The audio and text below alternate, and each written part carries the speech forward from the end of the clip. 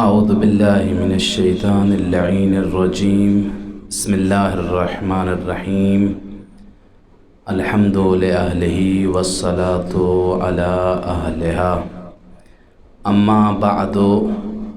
فقد قال النبی صلی اللہ علیہ وآلہ وسلم انی تارک فیکم الثقلین کتاب اللہ وَإِتْرَتِي أَهْلَ بَيْتِي مَا إِن تَمَسَّكْتُمْ بِهِمَا لَن تَضِلُّوا مِن بَعْدِي وَلَن يَفْتَرِقَا حَتَّى يَرِدَ عَلَيَّ الْحَوْضُ صدق رسول اللہ صلی اللہ علیہ وآلہ وسلم۔ محترم و معزز سامعین و ناظرین کرام، السلام علیکم ورحمۃ اللہ وبرکاتہ۔ ہمارا موضوع گفتگو حدیث ہے، تو اس سلسلہ میں ہم اصول کافی کو اپنے ان دروس کا متن قرار دیں گے،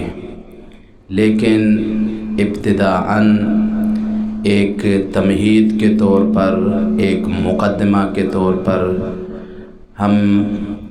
حدیث ثقلین میں بحث کرنا چاہ رہے ہیں۔ یہ جو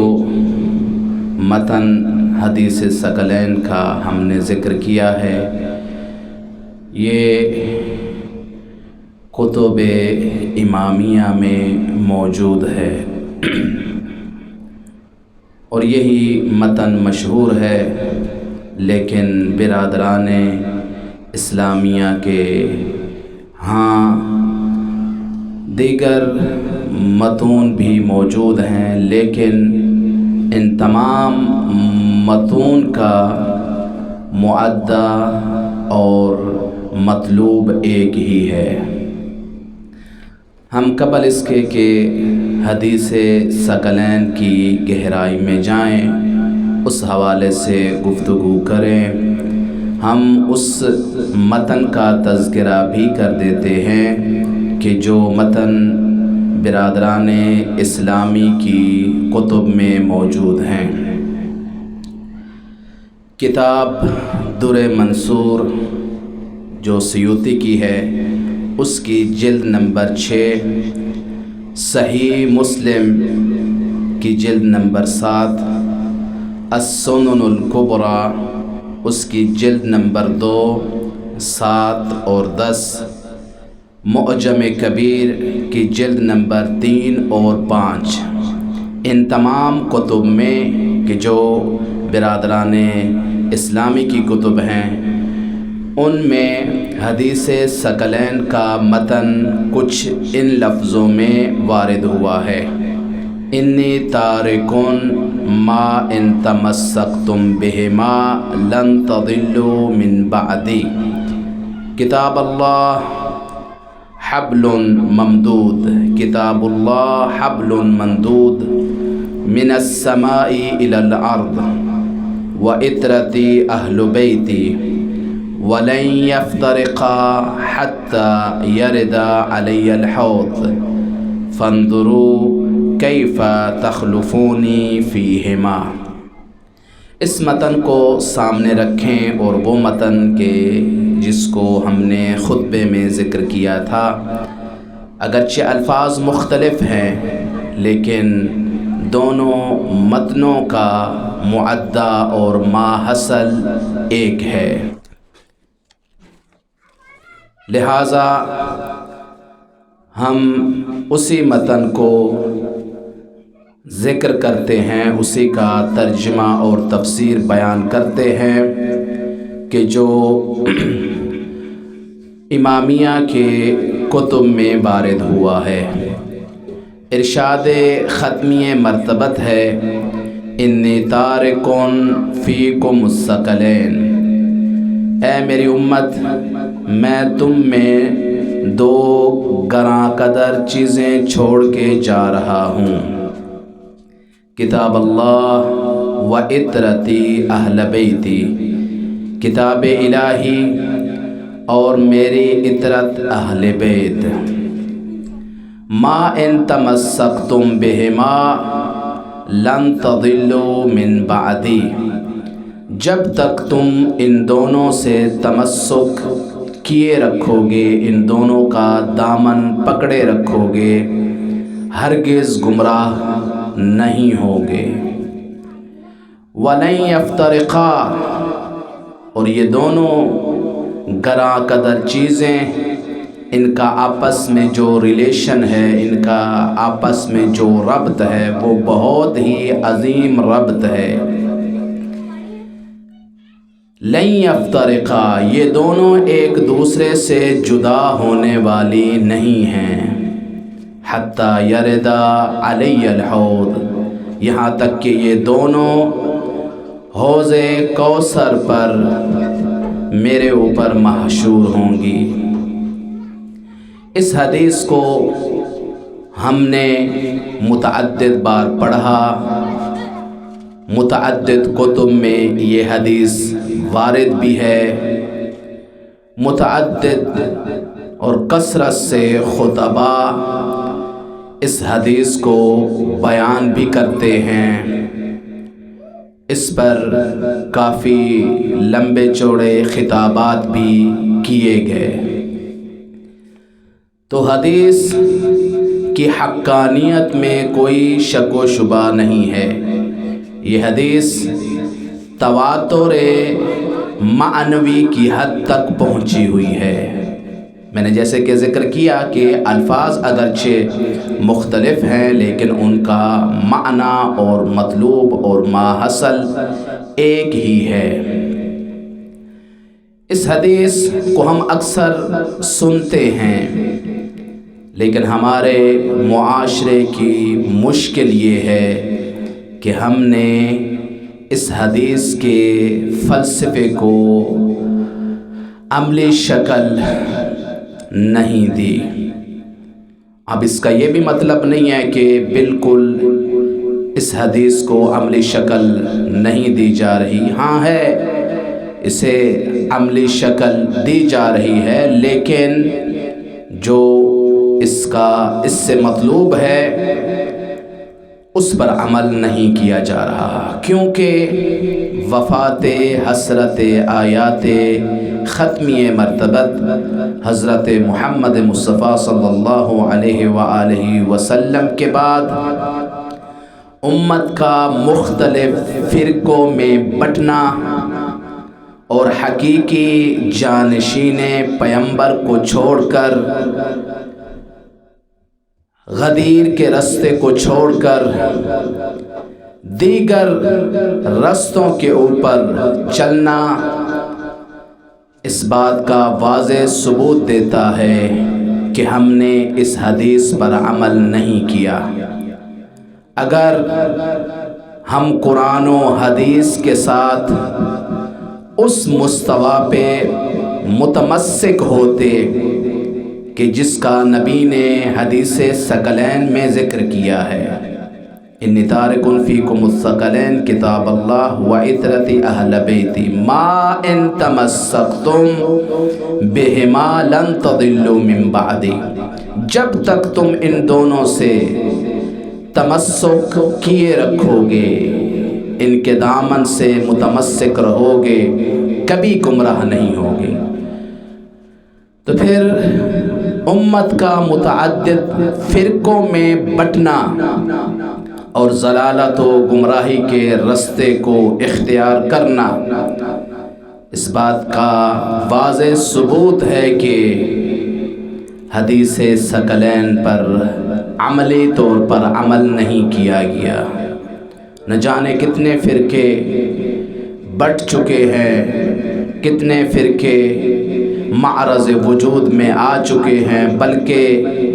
ہر فرقے کے اندر بھی نہ جانے کتنے فرقے وجود اختیار کر چکے ہیں۔ تو یہ تقسیمی یہ انحراف، یہ چھوٹے چھوٹے فرقوں میں بٹنا اس بات کا واضح ثبوت ہے کہ ہم نے حدیث ثقلین کو پس پشت ڈال دیا ہے۔ وہ امت کہ جس نے دیگر امتوں پر حکمرانی کرنی تھی، جس نے تمام امتوں کو لیڈ کرنا تھا، جس نے تمام امتوں کی سرداری کرنی تھی، وہ امت کہ جس نے پرچم اسلام کو پوری دنیا پر نصب کرنا تھا اور پوری دنیا کو پرچم اسلام کے نیچے اکٹھا کرنا تھا، آج وہی امت مختلف گروہوں میں بٹ چکی ہے اور پرچم کفر و الحاد کا سہارا لے رہی ہے۔ یعنی صورتحال بالکل برعکس ہو چکی ہے۔ اپنی ناکامیوں کو چھپانے کے لیے، اپنے انحراف کو چھپانے کے لیے، اپنی گمراہی کو چھپانے کے لیے امت محمدی کفر و شرک کے پرچم کے نیچے اکٹھی ہو رہی ہے، جو بہت بڑا لمحہ فکریہ ہے امت اسلامیہ کے لیے اور نبی کے کلمہ گوؤں کے لیے۔ اب جب ہم ایسی سنگین صورتحال کو دیکھتے ہیں تو اس سنگین صورتحال سے کیسے نکلا جا سکتا ہے، تو اس کا حل نبی نے اپنی زندگی میں ہی بیان کر دیا تھا۔ کیا ہے اس کا حل؟ اس کا حل ہے کہ حدیث ثقلین پر عملی طور پر عمل کیا جائے۔ اگر ہم پریکٹیکلی طور پر ابھی سے عمل کرنا شروع کر دیں تو امت اسلامیہ اپنے صحیح ڈگر پر چل پڑے گی اور پوری دنیا کو لیڈ کرے گی اور پوری دنیا پر پرچم اسلام کو نصب کرے گی۔ مشکل ہماری یہ رہی ہے کہ ہم نے یا تو فقط قرآن کو تھاما ہے یا فقط حدیث کو تھاما ہے، یا اگر ہم نے قرآن و حدیث ہر دو سے تمسک کیا ہے تو ہم نے کلی طور پر تمسک نہیں کیا بلکہ جزوی طور پر ہم نے تمسک کیا ہے۔ نبی نے یہ نہیں کہا تھا کہ اگر آپ بعض آیات پر عمل کر لو، میری بعض حدیثوں پر عمل کر لو تو یہ تمہاری ہدایت اور کامیابی کے لیے کافی ہے۔ ہرگز ایسا نہیں ہے، بلکہ قرآن و حدیث کے ساتھ مکمل طور پر اور کلی طور پر تمسک کرنا ہی انسان کو ہدایت کے راستے پر لے جا سکتا ہے۔ دیکھیں کتنے ایسے مذاہب ہیں، کتنے ایسے نظریات ہیں جو فقط اس صورت میں معرض وجود میں آئے ہیں کیونکہ قرآن کے ساتھ انہوں نے جزوی طور پر تمسک کیا۔ مثال کے طور پر ہم ذکر کرتے ہیں، نظریہ جبر ہو جائے، نظریہ تفویض ہو جائے، جبریوں نے، مجبرہ نے جب ان آیات کے مجموعے کو فقط دیکھا کہ جن میں یہ وارد ہوا ہے وَمَا تَشَاءُونَ إِلَّا أَن يَشَاءَ اللَّهُ، یا اس مفہوم اور مأخذ کی دیگر آیات کہ جن میں یہ وارد ہوا ہے کہ انسان یا تم نہیں چاہتے مگر وہ کہ جو ذات پروردگار چاہتی ہے۔ مجبرہ نے فقط ان آیات کو دیکھا، ان کو دیکھ کر فقط ان پہ عمل کیا اور رستہ جبر کو اختیار کیا۔ اس کے مقابلے میں مفوضہ نے ان آیات کو ذکر کیا کہ جن میں یہ وارد ہوا ہے إِنَّا هَدَيْنَاهُ السَّبِيلَ إِمَّا شَاكِرًا وَإِمَّا كَفُورًا، کہ ہم نے انسان کو ہدایت کا رستہ دکھا دیا ہے، اب وہ چاہے تو ہدایت کے راستے کو اختیار کرے یا گمراہی کے راستے کو اختیار کرے۔ یہ آیات انسان کو فقط ان آیات پہ عمل کرنا انسان کو تفویض کی طرف لے جاتا ہے، اسی لیے مفوضہ نے رستہ تفویض اختیار کیا۔ لیکن امامیہ کہ جو ازل سے ہی قرآن و حدیث کے ساتھ کلی طور پر متمسک ہیں، نہ یہ کہ جزوی طور پر، کلی طور پر، امامیہ نے جب ان دونوں آیات کے گروہ کو دیکھا، وہ آیات کہ جن کو سند قرار دیا مجبرہ نے اپنے نظریے کو تاسیس کرنے میں، یا وہ آیات کہ جن کو مفوضہ نے تاسیس قرار دیا اپنے مذہب کو اختیار کرنے میں، امامیہ نے دونوں آیات کے گروہوں کو لیا، ان کے درمیان جمع کی اور الامر بین الامرین کو اختیار کیا، یعنی نہ ہی شریعت اسلامیہ میں جبر ہے اور نہ ہی تفویض ہے، بلکہ معاملہ ان دونوں کے درمیان ہے۔ اب یہ ایک مستقل عنوان ہے، مستقل ایک گفتگو ہے کہ جس میں فی الحال ہم نہیں پڑھنا چاہ رہے۔ تو یہ ایک نمونہ تھا جس سے ہمیں یہ سمجھ میں آتا ہے کہ امر بین الامرین کے علاوہ جو دیگر آراء موجود ہیں ان میں ایک مشکل رہی ہے کہ انہوں نے قرآن کے ساتھ کلی طور پر تمسک نہیں کیا بلکہ جزوی طور پر۔ قرآن تو وہ ہے کہ جو خود پکار کے کہتا ہے ان ھذا القرآن یہدی للتی ہی اقوم، کہ یہ قرآن مجید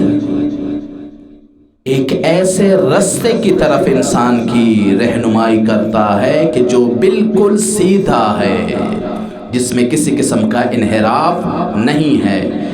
لیکن مشکل یہ ہے کہ اگر ہم ایک آیت کو لیں گے دوسری آیت کو چھوڑ دیں گے،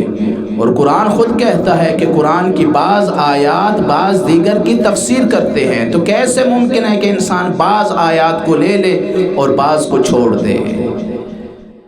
اسی طرح سے حدیث بھی ہے، کتنی ایسی آیات ہیں، کچھ آیات محکم ہیں، کچھ متشابہ ہیں۔ محکم تو انسان کو سمجھ میں آ جاتی ہیں، لیکن متشابہ سمجھنے کے لیے ہمیں اہل بیت کا در کھٹکھٹانا پڑے گا، وہاں سے ہمیں متشابہ آیات کا علم حاصل ہوگا۔ قرآن سمجھ میں نہیں آتا تو حدیث کی طرف رجوع کریں، حدیث سمجھ میں نہیں آتی تو قرآن کی طرف رجوع کریں، کیونکہ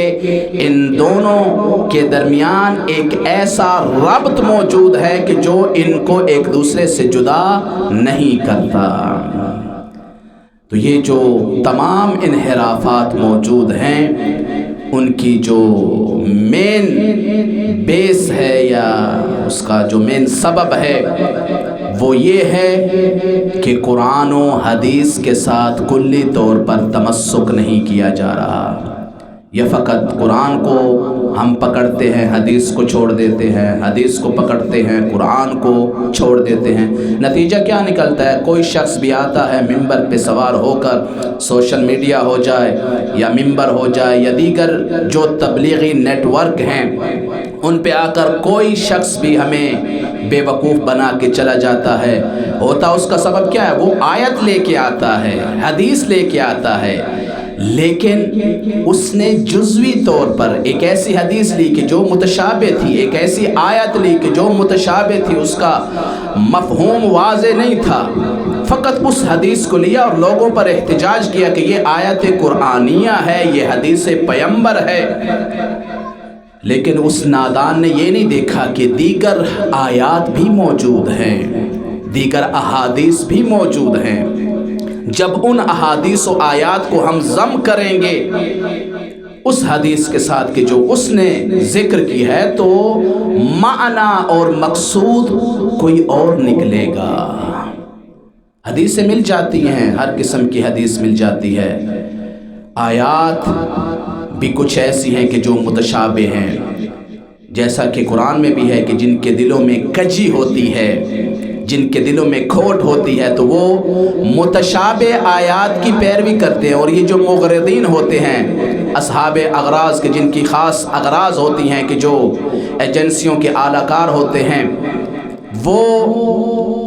ایسی حدیثوں کو سامنے لیتے ہیں، ایسی آیات کو سامنے رکھتے ہیں کہ جو متشابہ ہوتی ہیں، جن کا مقصود واضح نہیں ہوتا، حالانکہ ہم ان آیات کو لیں اور دیگر آیات کو لیں تو جب ہم ان دونوں کے درمیان جمع کریں گے تو ہمیں ایک اور مفہوم اور معنی حاصل ہوگا۔ یہی جو جبر و تفویض کے ذریعے یہ جو دو نظریے تھے، جنہوں نے مثلا یہ جو دو آیتیں ذکر کی، وَمَا تَشَاءُونَ إِلَّا أَن يَشَاءَ اللَّهُ، مجبرہ نے اس آیت کو اساس قرار دیا اپنے مذہب کو اختیار کرنے کے لیے، اور مفوضہ نے وَمَا إِنَّا هَدَيْنَاهُ السَّبِيلَ إِمَّا شَاكِرًا وَإِمَّا كَفُورًا، اس کو اساس قرار دیا۔ جب ہم ان دونوں آیتوں کو ضم کریں گے، دونوں آیتوں کو آپس میں ملائیں گے، تو ایک اور مفہوم حاصل ہوگا، جو اسی صورت میں حاصل ہو سکتا ہے کہ جب ہم اس آیت کو بھی لیں گے اور دوسری آیت کو بھی لیں گے۔ آخر میں دعا کرتے ہیں کہ خالق ہمیں توفیق دے کہ ہم قرآن و حدیث کے ساتھ اس مستویٰ پر تمسک کریں کہ جو ہم سے مطلوب ہے، یعنی ہم قرآن و حدیث کے ساتھ کلی طور پر تمسک کریں تاکہ ہدایت ہمارا مقدر قرار پائے اور ہم دنیا میں بھی سعادت کو حاصل کریں اور سعادت اخروی بھی ہمارا مقدر قرار پائے۔ والحمدللہ رب العالمین۔ دعا ہے کہ رب ذوالجلال تمام مومنین مومنات کو اپنی حفظ و امان میں رکھے، اور جس طرح سے نبی ہمیں فرما گئے ہیں ہمیں توفیق دے کہ ہم قرآن و حدیث کے ساتھ تمسک کر سکیں۔ جو لوگ بھی بیمار ہیں، خدا بیمار کربلا کے صدقہ میں انہیں جلد از جلد صحت یابی نصیب فرمائے، خصوصی طور پر کہ جن کے لیے التماس دعا کا کہا گیا ہے، خدا انہیں صحت یابی نصیب فرمائے۔ خداوند عالم ہمارے قائد بزرگوار کو صحت و سلامتی عطا فرمائے، ان کا سایہ ہمیشہ ہمارے سروں پر قائم رکھے۔ دعا ہے کہ رب ذوالجلال تمام مومنین مومنات کی مشکلات کو آسان فرمائے اور تمام مومنین مومنات کے جائز حوائج شرعیہ کو پورا فرمائے۔ ربنا تقبل منا انک انت السمیع العلیم وتب علینا انک انت التواب الرحیم۔ اللہم صل علی محمد و آل محمد۔